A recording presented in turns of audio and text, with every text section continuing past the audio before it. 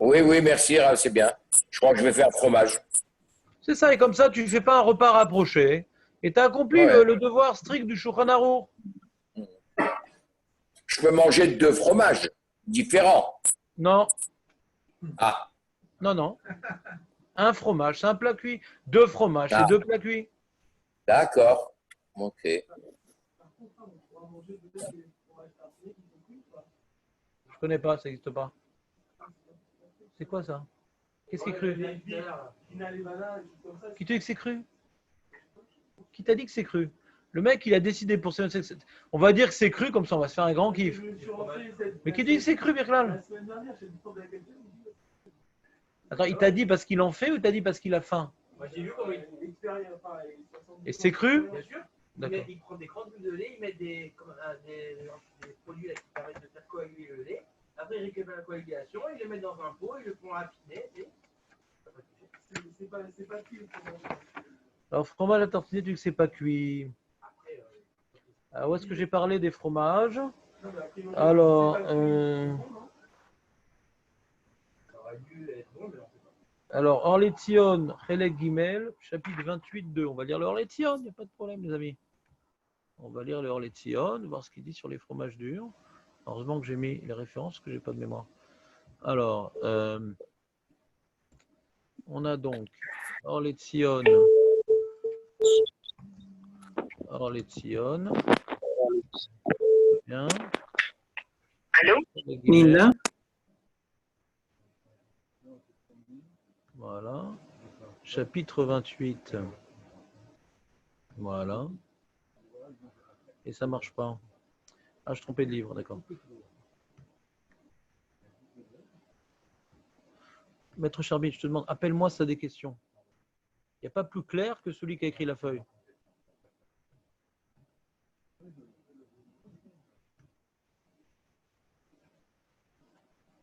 Attends, qu'est-ce que j'ai dit? Qu'est-ce que je suis en train de dire? Partage d'écran, c'est ça que j'étais en train de dire dans ma tête. Alors, excusez-moi. Partage d'écran, le voilà. Une petite feuillette, ouais. 1000 feuilles d'ailleurs pour les amateurs. C'est pas pour toi, c'était pour un autre, mais c'est pas grave. Il avait qu'à venir à l'heure.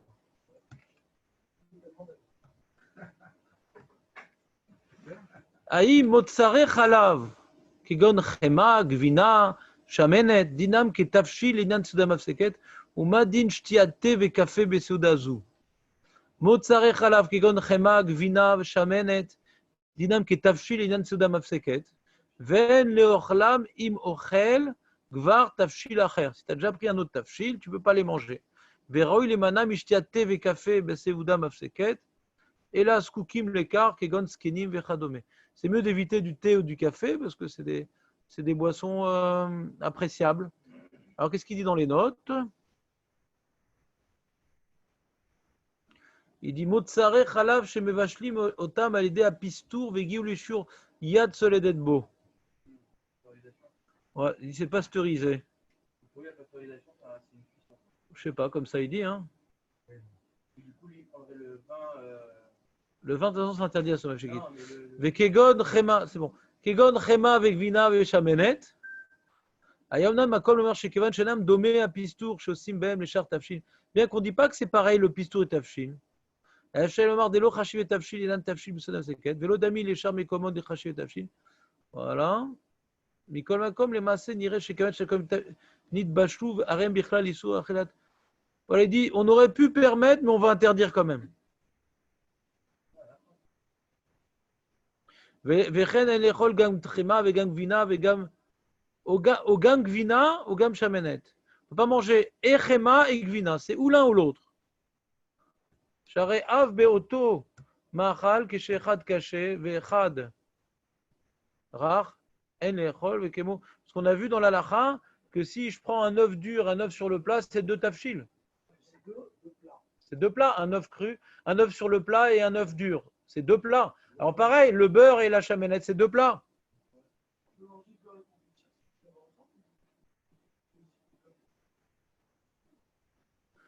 Il rapporte le Beretev qui dit qu'il permet le beurre et le fromage, et lui il dit Nahon, parce qu'à l'époque, il ne le pasteurisait pas.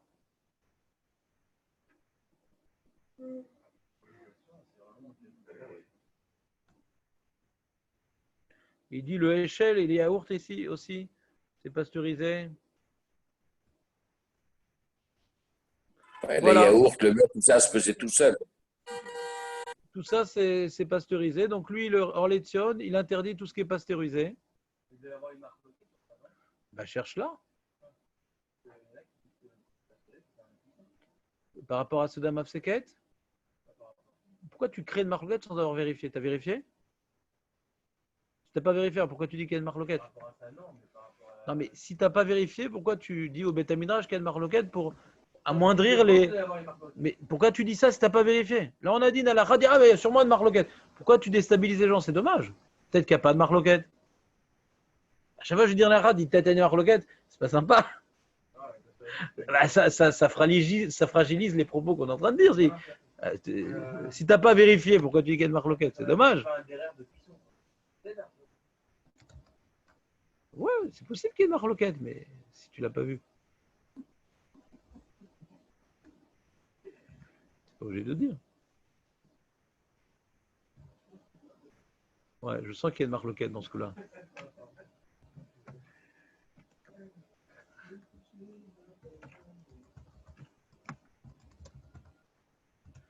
Alors, je vais voir ce qu'il dit à Kout Yosef. Alors,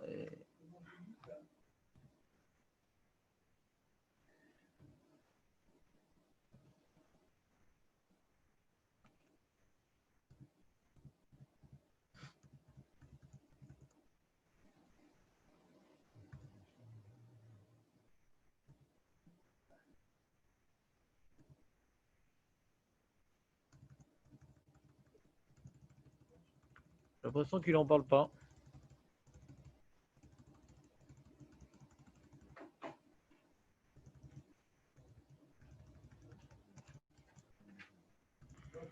Je veux pas qu'il en parle.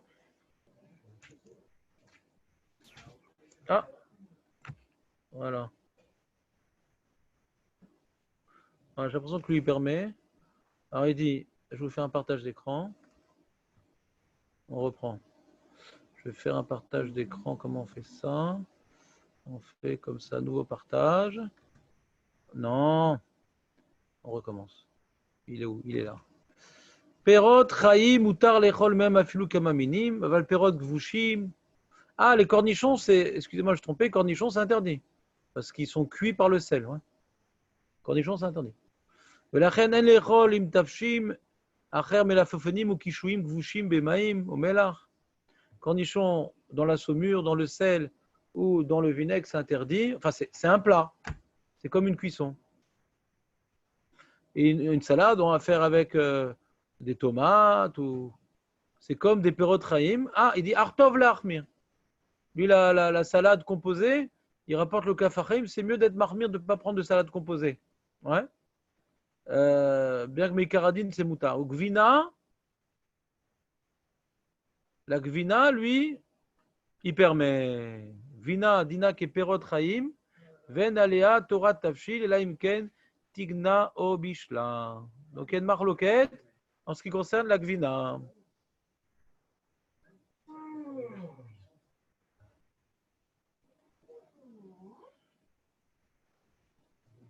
Il y en a qui interdisent de prendre du café ou du thé,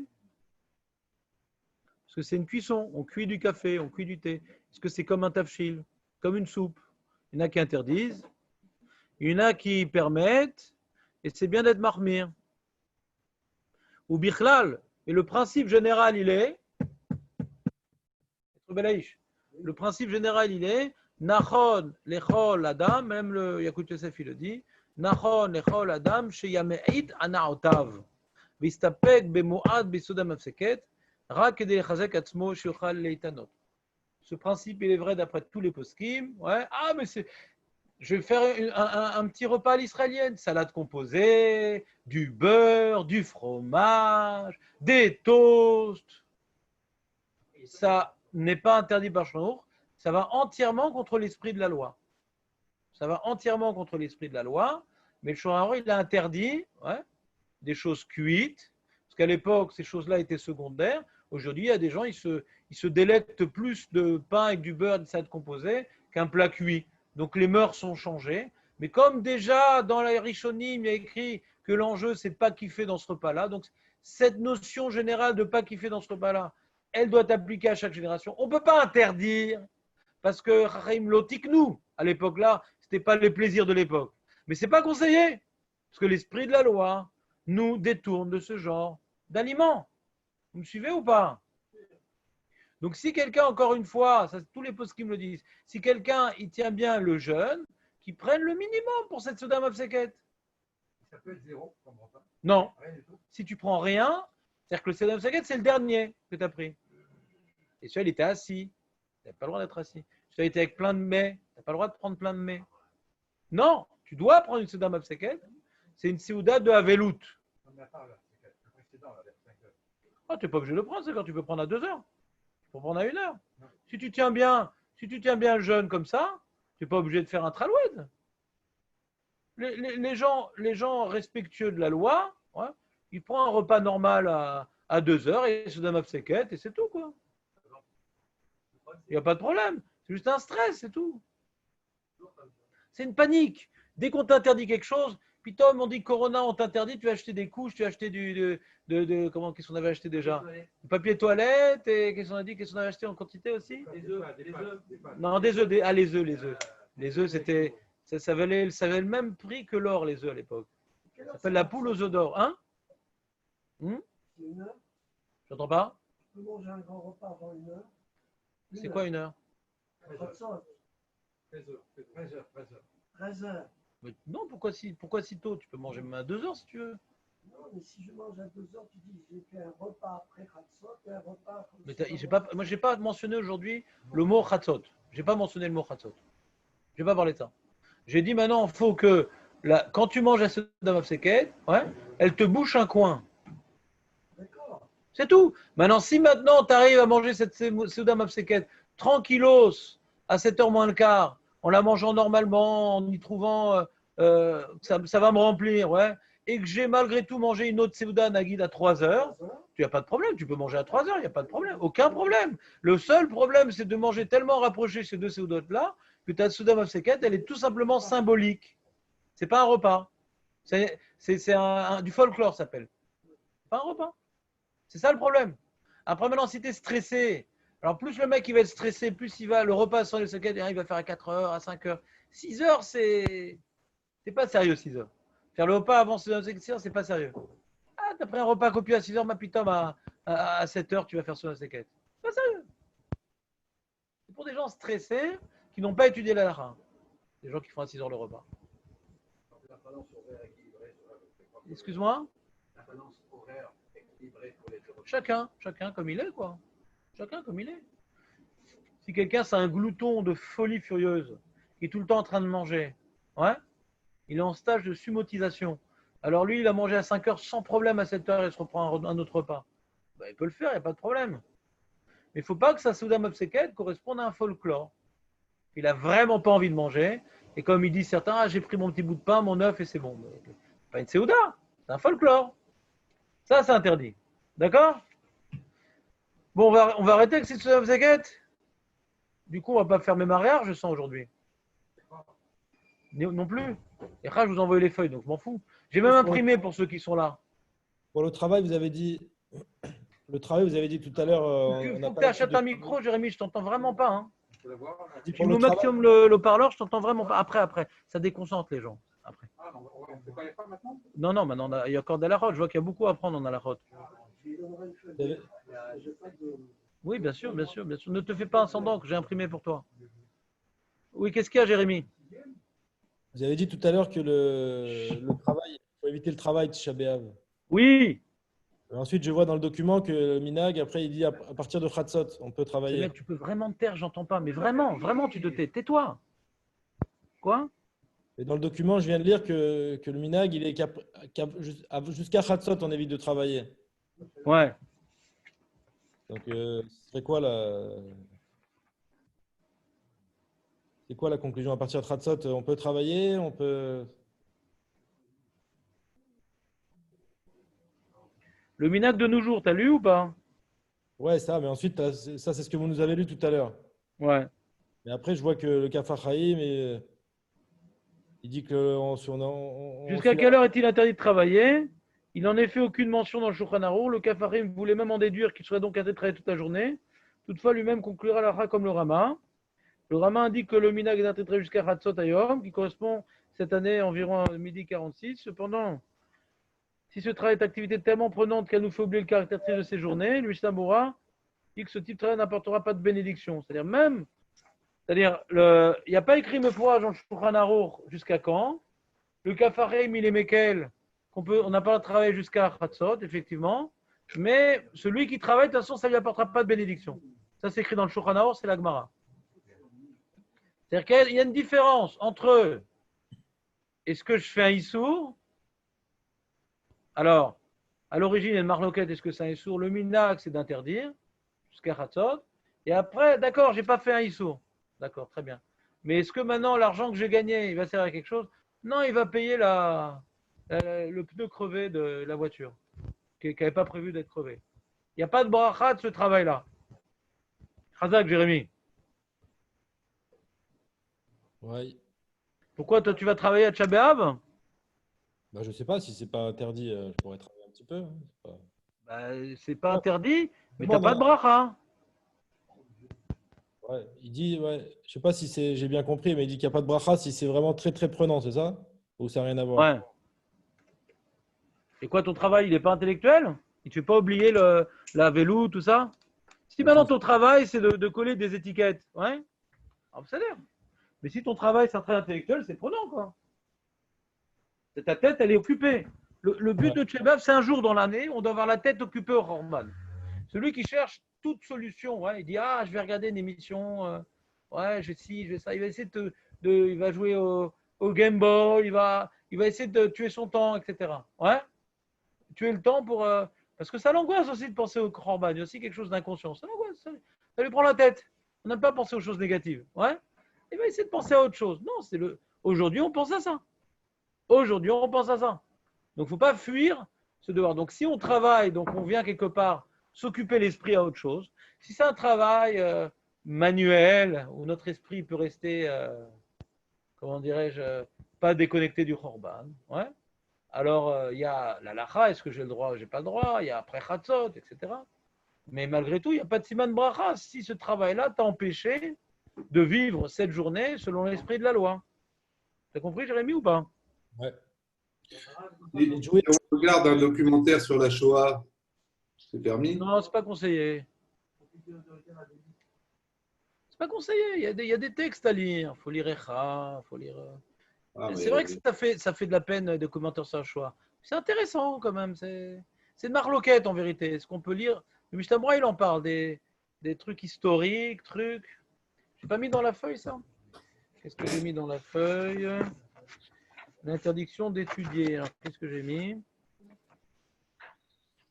Aïe, aïe, aïe, aïe, aïe.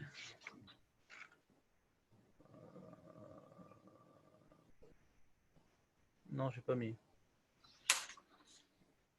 J'ai pas mis. Les poskim, ils en parlent.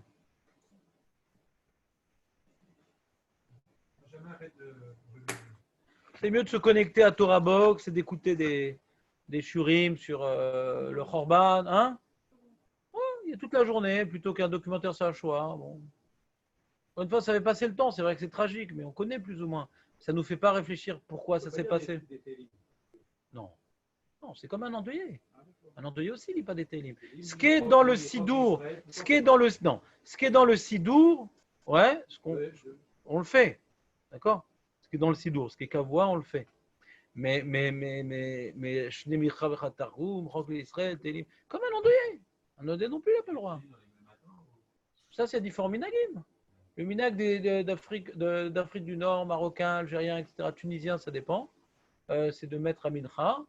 Et Alpi Arizal, ils mettent ça le matin. J'ai vu que quand on les met que à Mincha, il faut quand même les mettre le matin avant la synagogue pour faire le schéma avec les signes et les petits. C'est pas le minag. C'est pas minag, c'est des paradis pour que cette halakha à la synagogue. Non, c'est pas le minag. C'est pas le minag. Parce que quand on dit que celui qui a fait le Kriyat Shema sans tefilin, c'est une édoute sheker, c'est parce qu'il ne va pas mettre les tefilin.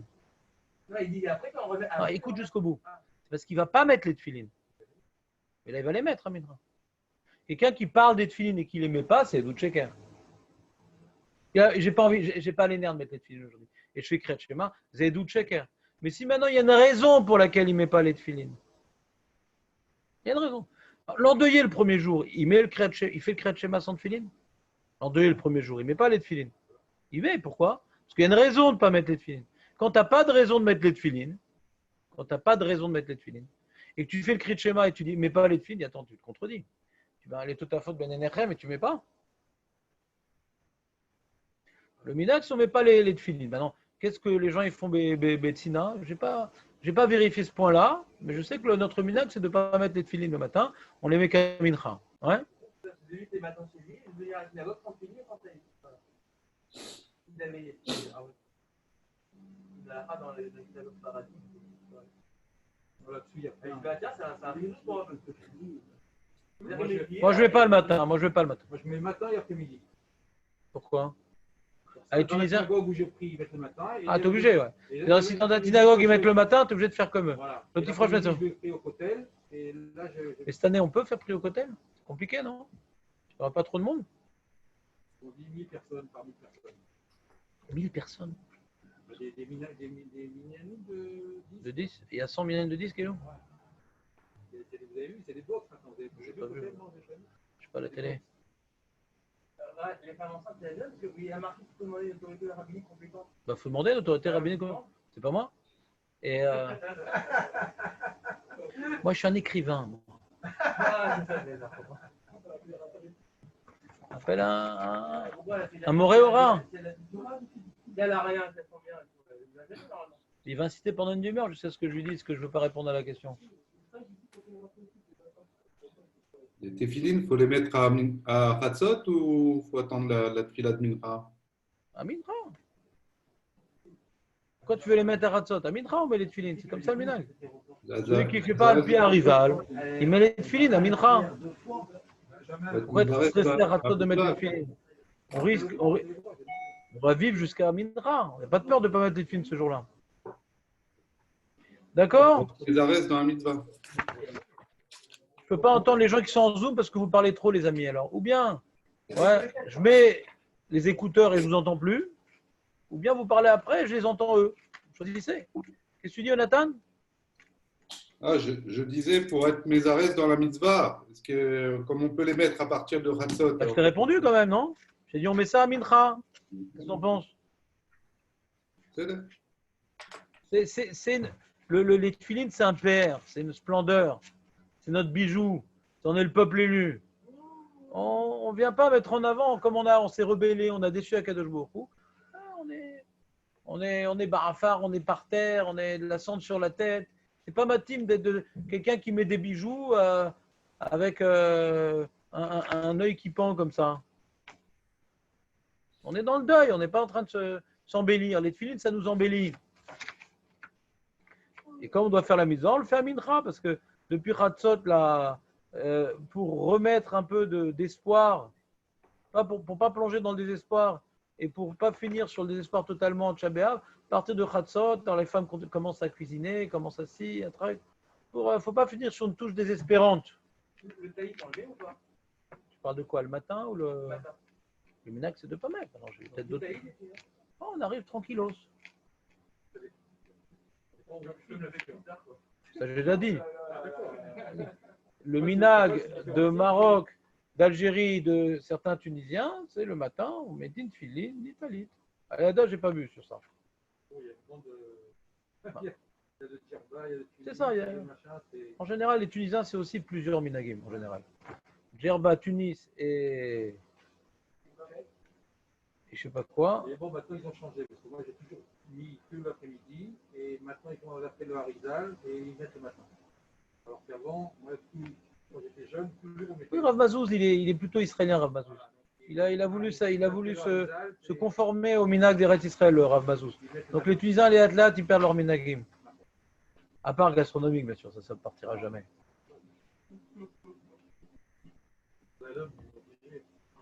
Bon, regardez, au niveau de la halachot, je crois que c'est bon. Maintenant, juste ce que j'aimerais vous rappeler, ouais. Travail, vous avez dit Oui, travail, bien sûr. Comment? de cuisiner, c'est un travail. De cultiver? Cuisiner. Tu parles avant Khatsot? Avant ou après ou... Avant Khatsot, on fait rien avant Khatsot. Avant Khatsot, c'est la mort. La mort. Et après Khatsot? Après Khatsot, il y a marqué les femmes, elles cuisinent pour préparer le repas du soir. Truc. Et cuisiner pour après le repas, c'est possible aussi? De cuisiner pour Shabbat ou quoi? Ah, je sais pas. C'est possible, moi, je sais pas. Je ne suis pas posé la question, j'imagine, ouais. J'imagine. Ouais, c'est une bonne question. Je vais la noter, tiens. On va poser 2 questions. Non, c'est pas grave. Je vais la noter. Il y a eu 2 questions qui ont été posées. C'est donc les téphilines à la maison avant la Sina. Première question. Et deuxième question, cuisiner pour Shabbat après Chatzot. J'ai l'impression que c'est permis, mais je préfère vérifier, je ne suis pas peau sec. Voilà. Il y a même en Tunisie, vous avez le vinaigre de nettoyer la maison. De machin, Oui, bien sûr. après, le Mashiach viendrait à Mincha. Oui, ça oui, je sais qu'on peut cuisiner. Mais là, on ne cuisine pas pour le repas, on fait vraiment pour Shabbat et tout. Donc on va cuisiner la viande, les trucs. Ouais. Bah oui, pour Shabbat. Sur ça, je ne sais pas. Tu as senti des odeurs de viande et tout, plein. Je sais pas. Spécial un peu comme ambiance. C'est rigoureux de dire ça que le Mashiach viendrait à Mincha. Voilà, donc ce que je voulais vous dire comme message, ouais, c'est que le plus important, et ça je l'ai dit et redit dans le texte, mais je préfère vous le dire de vive voix. Hein, Aurel, tu es avec moi, je te sens fatigué aujourd'hui. Comment ça se fait? Qu'est-ce qui s'est passé, Aurel? Raconte-moi ta vie. Bon, c'est l'âge, hein, tu sais. Après l'âge de 16 ans, c'est la fatigue. On reprend. Écoute-moi, Aurel, le plus important, bien entendu, toutes ces halakhot-là, c'est des moyens pour nous amener à un certain but. C'est des moyens. Il y a les gens qui ont accompli l'halakha au pied de la lettre, ouais, mais qui ne font pas l'essentiel et donc de véritablement s'endeuiller. À Tcha B'Av, l'enjeu n'est pas de déprimer. L'enjeu n'est pas de déprimer. L'enjeu n'est pas de pleurer sur ce que Hachem nous a fait. On fait des lamentations. On se lamente sur quoi? On se lamente sur Dieu, Chasvé Shalom. Alors c'est quoi le but? Parce que toutes ces halakhot-là qui viennent nous neutraliser, on n'a pas le droit d'étudier, on n'a pas le droit de travailler. Là. Donc, alors j'ai le droit de faire quoi? De regarder le mur? Non, on doit méditer. C'est comme un endeuillé. Il dit, mais Rav, quand je suis endeuillé, pas le droit de télim, pas le droit d'étudier, alors qu'est-ce que je fais? Eh bien, tu fais rien. Mais pourquoi je fais rien? Ben parce que tu es tellement brisé par la perte de ton proche, ou bien, on va dire comme ça, tu aurais dû tellement être brisé par la perte de ton proche que tu devrais ne pas avoir envie de faire quoi que ce soit. Il y a marqué que la halachot avelut, c'est par respect pour le disparu. Que si maintenant il est disparu le mec et que tu vas vaquer à tes occupations, c'est un zilzoul du mort. Normalement, si tu étais attaché à lui, tu devrais être neutralisé la force de rien faire. D'accord? Donc l'enjeu essentiel de Tcha B'Av, c'est de, comment dirais-je, réaliser qu'on devrait, depuis la destruction du Beth Amikdash, être complètement désemparé, complètement, j'ai la force, j'ai le goût à rien. J'ai perdu la chose la plus importante pour moi qui était ma relation avec Kadosh Baruch Hu. Ouais? Ma relation avec... C'est comme quelqu'un, tu vois, il s'est marié à 16 ans avec, avec une fille et il était heureux avec elle et tout. Il a fait tout avec elle. Et là, elle n'est plus là. Pourquoi il n'est plus là? Parce qu'il a fait des bêtises. Elle est vivante, mais il a fait des bêtises. Il a manqué de fidélité. Ouais. Et ben, quand elle l'a quitté, il est doublement affligé, puisque déjà elle n'est plus là, mais c'est à cause de lui. Alors c'est le problème. Le problème, c'est pas qu'il n'y a pas le Beth Amikdash, c'est que c'est à cause de nous. Pas à cause de nos ancêtres, à cause de nous. Donc quand maintenant quelqu'un, il a, par exemple, tu vois, imaginons quelqu'un qui a laissé son enfant dans la voiture et il est mort. Là, allez-nous. D'accord? c'est pas la même chose que quand un enfant il est atteint d'une maladie et qu'il meurt, qui est une tragédie. C'est une double tragédie. Parce que c'est lui qui a oublié cet enfant dans cette voiture. Et je ne le pardonnerai jamais.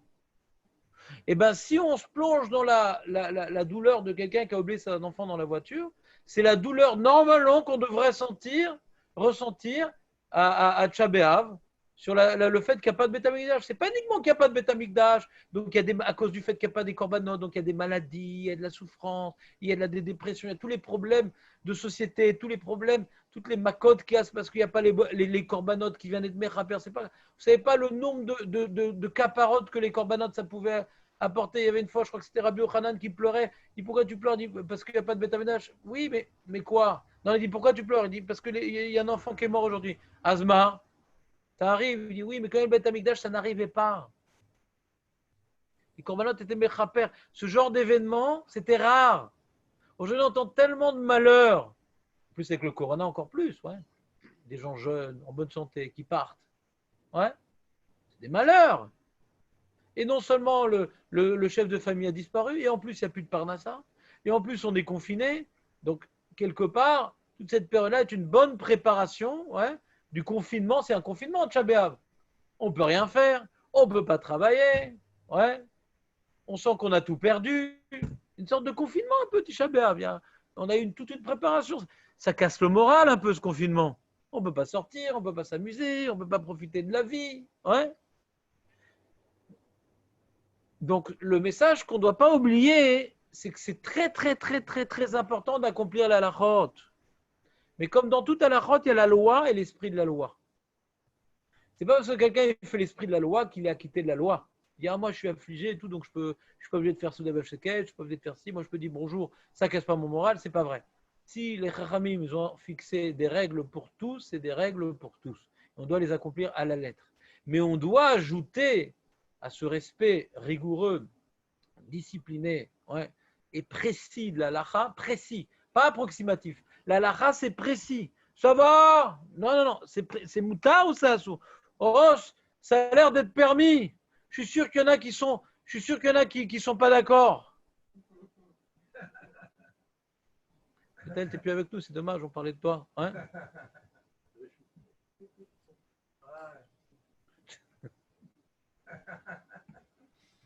T'as compris ou pas? C'est précis la halakha, mais par exemple, tu vois, tu vas venir à la maison après la synagogue. Alors comment c'était la synagogue? C'était bien, non, on va discuter. À Shabbat, on ne discute pas. Si on ne dit pas bonjour, c'est qu'on ne discute pas. On reste affligé dans son coin. On ne parle presque pas. C'est tout simplement des paroles utilitaires. Dis pas bonjour après Shabbat, le jour. Voilà le jour. L'après-midi, là. Non plus. Tout. Erev Shabbat. Shabbat. Oui, on peut. Quel problème? Jusqu'à 7 heures. Après Chatzot, toutes les halachot sont les mêmes.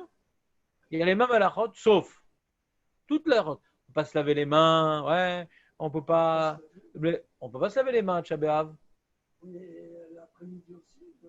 Toutes les halachot après Chatzot sont les mêmes, sauf on n'a pas obligé de s'asseoir par terre après Chatzot, et le minag est de permettre de faire un travail, même qu'il n'y a pas de siman bracha, on peut faire un travail après Chatzot. Toutes les autres halachot, toutes les autres halachot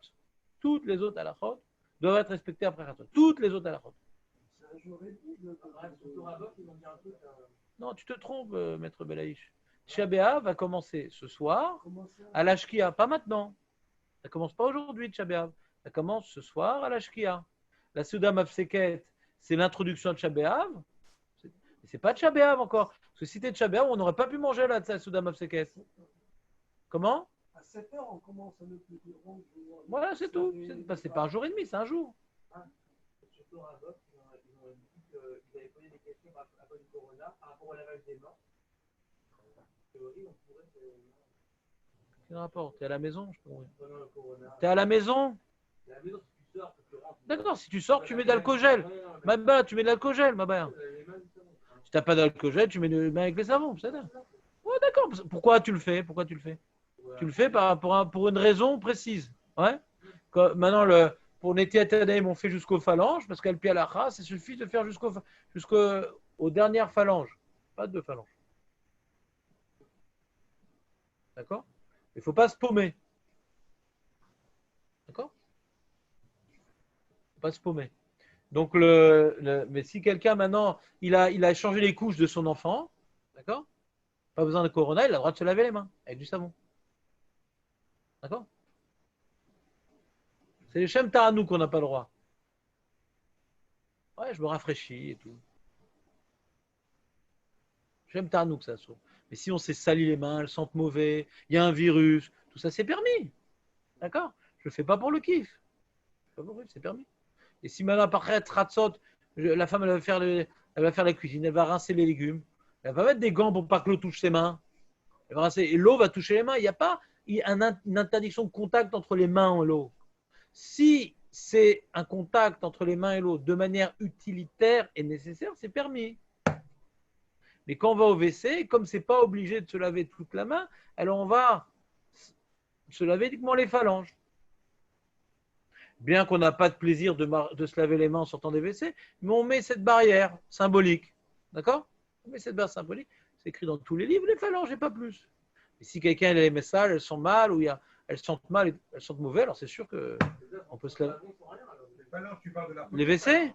Si tu as l'habitude de te laver les mains en sortant des WC avec du savon, alors ça serait permis. Ouais. Mais la halakha ne l'impose pas. Les phalanges, tu parles de la première phalange. La première. Ah ouais? C'est pas Maïm Acharonim, tu sais. Les Kedaïm, c'est pas Maïm Acharonim.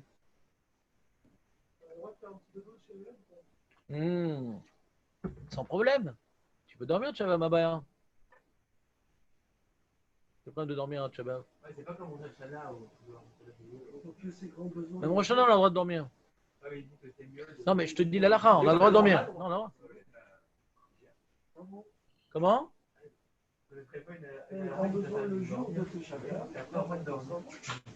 Non, il faut se retenir.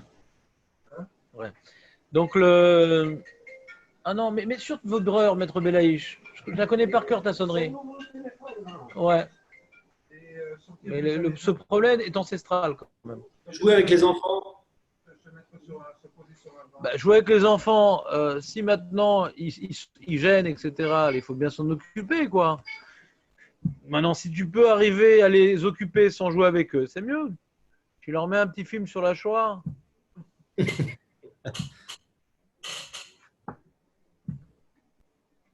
comprends ou pas? Donc, on ne discute pas.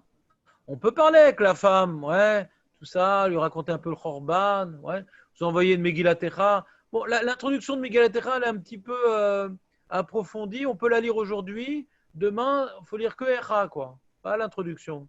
L'introduction, c'est un petit peu un iyun, comme ça. On ne fait pas du iyun. On n'approfondit pas le iyun réjouit. L'étude approfondie réjouit. Donc, on ne fait pas une étude approfondie à Tchabéav. On lit des versets de Jérémie, on voit la traduction de Echa, de Job, mais on approfondit. Ah, c'est intéressant ce truc-là. Oh, il y a une contradiction. Non.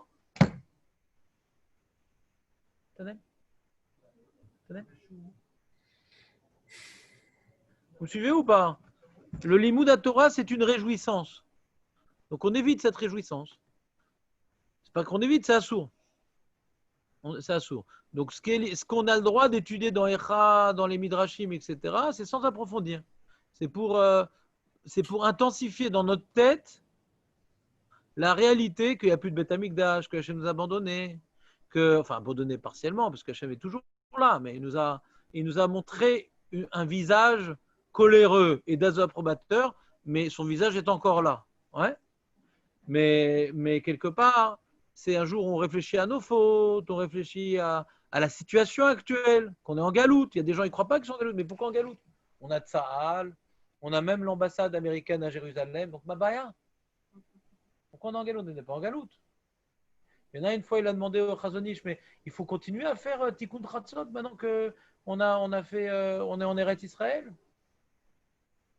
Bon, Hachem, on est heureux d'être en Eretz Israël, mais ce n'est pas un pays où Hachem a décidé de manifester sa présence de manière dévoilée, comme à l'époque du Beth Amikdash. Il y a des morts, il y a des meurtres, il y a de la Touma, il y a des trucs. Bon, Hachem, on a une mitzvah d'être en Eretz Israël, mais ça ne veut pas dire que la Shrina a décidé d'y faire rayonner sa présence comme il le veut. Pas uniquement comme il le voulait, comme il le veut. On a comme une mosquée à la place du Beth Amikdash. On a des mecs qui nous jettent des pierres à la place des Kohanim qui nous font nos corbanotes. Donc, si on ne voit pas qu'on est en galoute, c'est que je pense que ou bien on achète une canne blanche ou un berger allemand. Ou les deux. Mais on est véritablement en galoute. Ouais. Parce que la galoute, c'est la galoute de la Shrina. Hachem, dans sa miséricorde, nous a accordé le privilège de nous réunir sur la terre d'Israël pour essayer de se renforcer en Torah et en mitzvot, pas pour créer des nouveaux ordinateurs et des nouveaux armements, mais pour pouvoir bénéficier de l'intelligence juive, pour arriver à développer des bonnes midot, de la générosité, de la miséricorde, de l'honnêteté, de la justice, de la Torah, des mitzvot. Pour Hachem, il y a beaucoup d'irgunim en Eretz Israël, beaucoup d'associations caritatives, véritablement, comme il n'y a nulle part dans le monde entier. Donc, Baruch Hashem, à ce niveau-là, il y a un Kiddush Hashem, beaucoup de chesed, il y a beaucoup de Torah, beaucoup d'yeshivot, beaucoup de kolénim, beaucoup de Batei Midrashot. Bon, on a encore beaucoup de travail, parce qu'on reste encore une minorité, les gens qui sont véritablement attachés et investis dans Torah et Midot. C'est beau, il ne faut pas être pessimiste, mais encore beaucoup de travail. C'est pour ça qu'Hachem n'a pas encore manifesté sa présence. Et c'est pour ça que dans les médias, il n'y a pas un jour où on ne dit pas du mal sur les religieux. Il n'y a pas une semaine où on ne dit pas du mal sur la Torah ou sur la Lacha. Des chaînes officielles de l'État d'Israël. Donc il y a un problème encore. Il ne faut pas avoir que le verre qui est vide, mais à Tcha B'Av, oui. Durant l'année, c'est pas bon d'être pessimiste. À Tcha B'Av, c'est pas d'être pessimiste, c'est d'être réaliste, voir les problèmes et que c'est nos fautes qui nous font qu'il y a des problèmes. Non, mais ça va, c'est bien, quand même. Ça, c'est pas l'esprit de Tcha B'Av. Ben, il faut pas. Il faut pas qu'ils soient en dépression.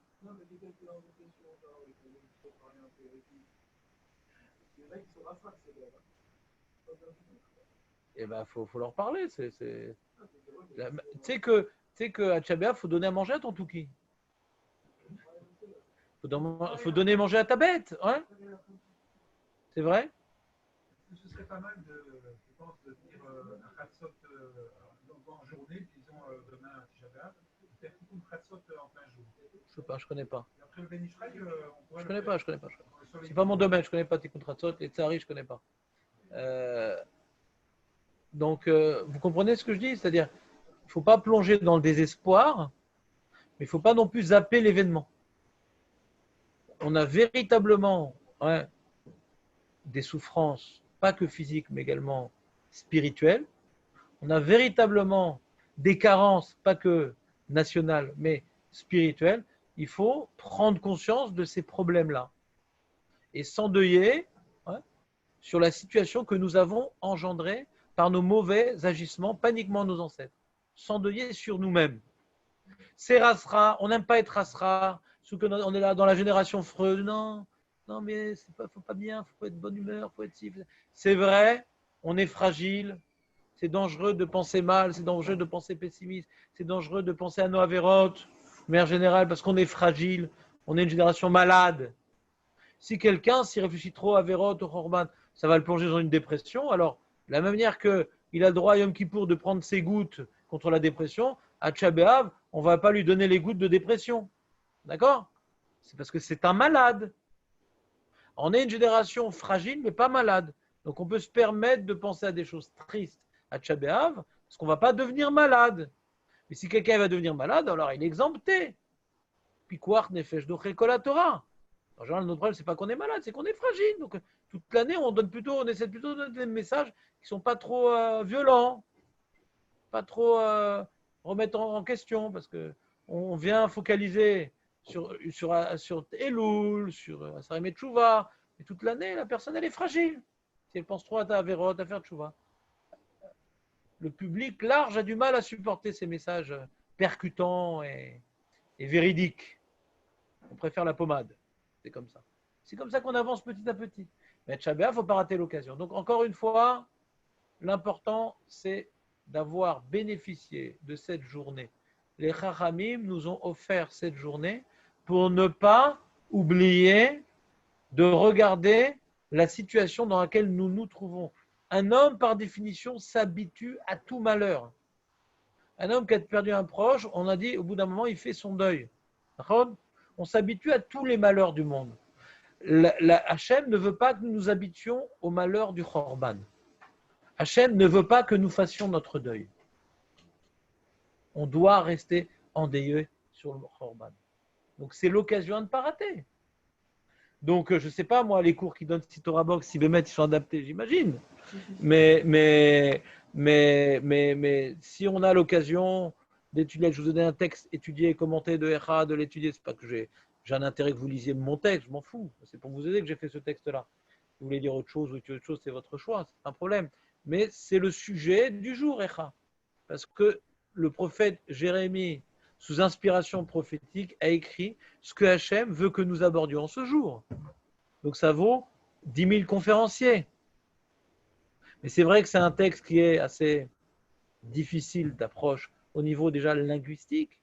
Déjà, c'est assez poétique, donc des fois, on ne sait même pas de quoi ça parle. On ne comprend même pas. Il y a beaucoup d'allégories, on ne sait pas du tout à quoi ça fait allusion. C'est pour ça que j'ai dû un petit peu fouiner dans les commentateurs et faire un travail d'analyse pour un petit peu donner quelque chose qui puisse être lu au moins de prime abord. Mais n'oublions pas que c'est le texte de base. Donc, c'est dommage de passer à côté. La journée de Shabbat est assez longue. Ouais. Maintenant, par rapport au minag de lire la Megillat Echa, le minag dans tout l'Am Israël aujourd'hui, c'est de lire le soir et le matin. Mais le ikar du chiyuv, c'est le soir. Contrairement à Megillat Esther, que le ikar du chiyuv, c'est le matin, parce que c'est la simcha, c'est le jour. Et Echa, bachotifke balayla. Ce soir. Ce soir, c'est l'essentiel. Même si on ne va pas à la synagogue, qu'on est seul, on lit quand même Megillat Echa. On lit quand même Megillat Echa. Dans les 8 Sfarad, c'est écrit explicitement que le minag répandu, c'est de lire Echa le soir et le matin. Le Mishnah Berurah dit c'est bien de lire l'individu, celui qui ne va pas à la synagogue, c'est bien de lire aussi le jour. Donc on voit que l'essentiel du devoir, c'est la nuit.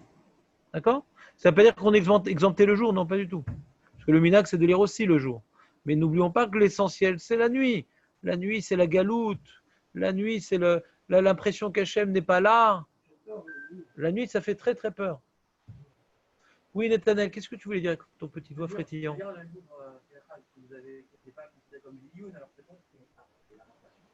C'est-à-dire, moi, quand je vous l'enseigne, c'est un peu ioni parce que j'essaie de vous expliquer pourquoi j'ai traduit. Mais quand on voit les titres, la traduction, moi, j'essaie de ne pas faire trop dur. L'introduction est approfondie. Mais la traduction, en général, j'essaie juste d'expliquer le lien, parce que moi, toujours, mon problème dans tous les textes que j'étudie, c'est pas d'étudier le verset, c'est la vision d'ensemble. Toujours, je suis énervé quand je lis un verset, je ne sais pas pourquoi il écrit ici et pourquoi on parlait d'autres choses avant. Dans la Torah ou dans tout, moi, j'ai besoin de comprendre la vision d'ensemble. Donc, le travail que j'essaie de faire dans Megillat Echa, c'est donner une vision d'ensemble de chaque chapitre et dans le chapitre des différents parties et dans chaque partie, les nuances dans les parties. Ça, c'est mon projet. D'accord? Non, moi, pour faire ça, j'ai dû faire des youn. Pour comprendre, pour faire une synthèse. Mais le travail que j'ai essayé de vous donner, il est pour comprendre l'intention première du prophète, sans trop approfondir. L'introduction est approfondie. Voilà. L'enjeu, aujourd'hui. Comment? l'enjeu, c'est la tchouva. Alors ça, c'est dans le Megillat Echa. La deuxième partie de l'introduction traite de cette question. J'ai un long développement qui traite, est-ce que Bémet, il y a un enjeu de faire tchouva de Shabbat? Donc, il faut que tu lises aujourd'hui ça. T'entends, Jérémy? Ok. J'ai écrit un texte avec des sources même. Le Rambam, les Rishonim. C'est un texte de Limoud, Bamash. Il n'est pas dans cette feuille, Maître Belaïch. Il est inutile de chercher. Ça revient au même. Ouais. Je voulais imprimer. Mais je l'ai confisqué parce que si j'avais donné, il y a des gens, voilà, tout le monde serait en train de lire et j'aurais parlé, pas au mur, au Zoom. C'est la nouvelle façon de parler au mur. Très bien. Comment? Ah. Moi aussi, j'ai pas de mal à penser au deuil parce que moi je me rappelle, il y avait quelques années, ça doit faire peut-être 11 ans, comme ça, 12 ans. À Tchaba, je suis parti le soir à la Tfila. et à côté de la maison, et mes enfants ils sont venus plus tard, et mon petit qui doit avoir 5 ans, il a lâché la main de ma fille, ouais, sur la route, il a couru, il y avait une Jeep, qui a toute allure, et ma fille elle a hurlé de toutes ses forces, ouais, et la Jeep elle s'est arrêtée à ça de lui. C'est Tchabéav. Donc j'imagine ce qu'aurait pu se passer, ça m'aide des fois. Ça aide un peu ce genre de situation. T'imagines, on n'ose pas imaginer, normalement, on repousse. Mais Tchabéav, je me laisse imaginer que ça m'aurait fait énormément souffrir, bien entendu. Ouais. Ça aurait été un drame paniquement pour les parents, c'est même un traumatisme pour les enfants. Donc, c'est une catastrophe, quoi. C'est une vraie catastrophe. Et bien le Khorban, c'est pire que ça. C'est dur à dire, mais c'est vrai. Le Khorban du Beth Amikdash, c'est pire que ça. Parce qu'à l'origine de tous ces traumatismes, ces catastrophes, c'est le Khorban du Beth Amikdash. C'est l'origine de tout. Donc, Hachem m'a, comment dirais-je, béni de cet événement qui me permet de mieux vivre. Ouais, à quoi pourrait correspondre un deuil en ce jour-là? Dans ce sens-là, je ne comprends pas trop bien pourquoi tu ne t'intéresses pas plus au Tikkun Chatzot. Parce que c'est un rituel qui est complètement en relation avec l'événement. Bon, il y en a qui ne sont pas d'accord. Le Rav Abu Hatzera, il dit qu'il ne faut pas le dire. Mais pour quelqu'un comme toi qui fait... Moi, je pense que mon Rav Abu Hatzera. Ah bon? Vous avez des questions pour finir en beauté? Ah oui, moi j'en ai une femme. Vous avez des questions ou pas? Le temps que je rempile. Alors, je ne suis pas au courant si vous voulez qu'on fasse. Moi, je n'ai pas encore dit que je peux faire un shiur pendant les vacances. Ça ne dépend pas tout à fait de moi. Tu as oublié de mettre? Comment ça, tu as oublié de mettre? Ah, donc c'est la faute de Benjamin, bien sûr, comme d'habitude, parce qu'il n'y a que les gens qui ne font rien, qui ne font pas d'erreur. Donc Benjamin, c'est la personne qui fait la plus d'erreurs dans le groupe, parce que c'est lui qui fait tout. Et donc, j'avais demandé de transmettre une question, ouais, qui était qui s'engage, ouais, à 80%